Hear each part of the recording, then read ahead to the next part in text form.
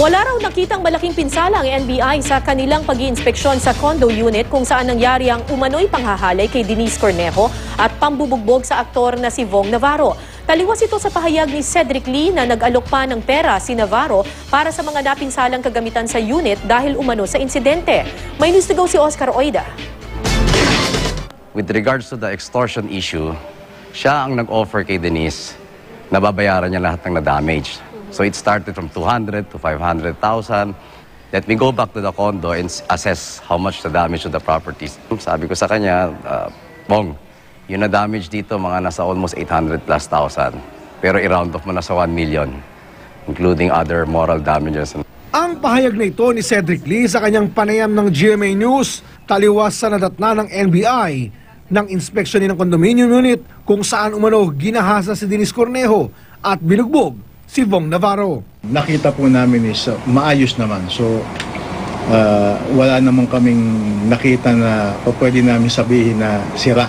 Sa kuwang ito ng NBI sa tinutuluyan ni Cornejo, maayos na nakasalansan ang kanyang mga gamit.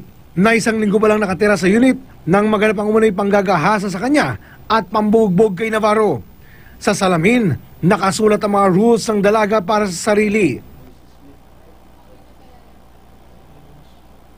Nakapatong pa rin sa mesa ang supot ng pagkain dala ni Navarro noong gabi ng January 22. Sa may sofa, may patak ng dugo. May talsik din ng dugo sa bakil ng bag sa sofa. Sa pamamagitan ng inspeksyon, tinitingnan din ng NBI kung gaano kaposible ang mga nakasaad sa salaysay ni Navarro. When they got in, silang dalawa ni Miss Denise Cornejo, after a while, lumabas si Miss Denise, lumabas yung dalawang mama sa loob ng room ni Miss Denise. Wala pong pinto itong lock, just curtain.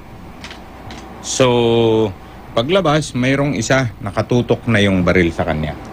Nagsumiti na ng kanilang salaysay ang may-ari ng condo unit na si Soledad Ramos. Sinabi ni Ramos na pinaparenta niya ang kanyang unit sa Malaysia na si Gregory Binunos. Sa inisyal na pagtatanong ng NBI kay Binunos, nakilala raw niya si Cornejo sa isang party noong December. Naging mag-textmates daw sila at nakiusap si Cornejo na tulungan siyang makahanap ng pansamantalang matitirahan. Sinabi daw nito sa NBI na libre niyang pinatira si Denise sa nirerentahang unit. Wala naman daw siyang koneksyon kay Lee. Nakakuha naman ang GMA News ng kopya ng isa sa mga logbook ng mga gwardiya ng kondo. Makikita doon na noong January 22, bandang alas 11:30 ng gabi, nakita ng isang guard na maduaan si Cornejo at ang kanyang mga bisita kasamang isang lalaking nakatali ang kamay sa likod na kinilalang si Vong Navarro. Kinabukasan, January 23 ng 8:40 p.m., nagtanong daw si Cornejo kung paano masisilip ang kuha ng CCTV dahil may nanakaw daw sa kanyang unit.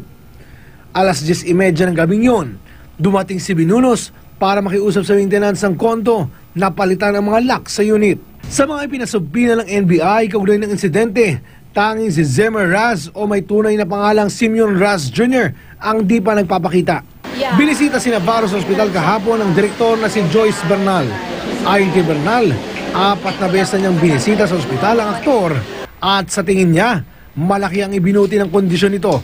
Usap kami ng ibang bagay, hindi muna tungkol dun sa nangyari kasi yun din yung request ng psychiatrist niya po.